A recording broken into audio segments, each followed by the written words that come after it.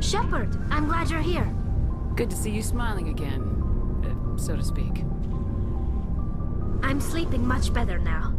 I guess I'm getting used to how quiet your ship is. I still think a lot about my pilgrimage, though. I know Steren's our top priority, but with all the worlds we go to, I was hoping to find something to bring back to the flotilla. We've still got a long way to go. You'll find something to take back. Yes, but it cannot just be some derelict ship my people can use for salvage. It has to be more than that. There's a lot expected of me. What's so special about you? It's my father.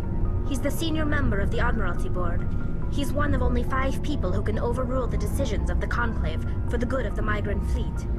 My father is responsible for the lives of 17 million people. Our entire race is in his hands, and I'm his only child. So are you some kind of heir to the Quarian throne or something? No, it doesn't work that way. My father's position isn't hereditary. I'll probably never serve on the Admiralty Board myself. Officially, I'm just the same as any other citizen.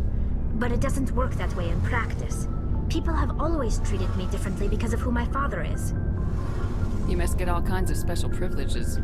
I probably had it easier than most growing up, but it's not all good. People like my father have enemies, and they're not above using me to get to him. That must be tough on you. My people place a high value on family and ancestry. There's an unspoken expectation that I'll live up to my father's example. Everyone's waiting for me to do something great on my pilgrimage, something that will forever change our lives for the better. If I don't, it's like I failed, and that reflects badly on both me and my father. The work you're doing here is more important than anything any Quarian's ever done before. Yes, I know. But you have to understand Quarian culture. We're a very insular society. The events beyond the flotilla don't much matter to the average citizen. Our greatest dream is that one day, we'll return to our homeworld and drive out the Geth. But even if we stop Seren, that's not going to happen. There's still millions of Geth behind the veil. Until they're gone, our exile will continue. What would you need to bring back to make everyone happy? Something that would help us better understand the Geth. They've changed significantly since the exile.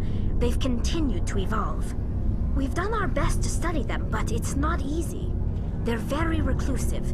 Until recently, they never went beyond the borders of the Veil. And all the Geth we run into now are under Seren's control.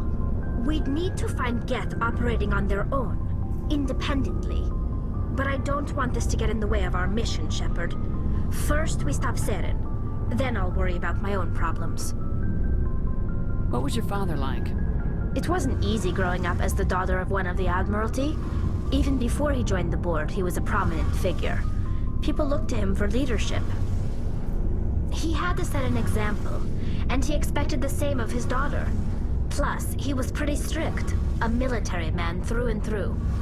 He never allowed me to settle for anything less than excellence. As a kid, I sometimes felt like he was pushing me too hard. But now I'm old enough to appreciate what he taught me. The world doesn't owe us anything. If we want something in life, we have to earn it. Where was your mother in all this? Mother was around, but she always seemed to kind of blend into the background. Almost like she was overshadowed by my father. He tends to do that to people. She passed on about 5 years ago. Some airborne virus that swept through the fleet. Happens sometimes when the filters start to break down. I think my father took it pretty hard. After she was gone, he became even more focused on his work. I think that was his way of dealing with the grief. Sounds like a tough upbringing. You don't resent your father at all? Like I said, it wasn't easy. My father's not the kind of person you bond with. And he wasn't around all that much. Too busy. People counted on him, and he took his duties seriously. Even when he was around, he always seemed a bit distant. Like his mind was always somewhere else.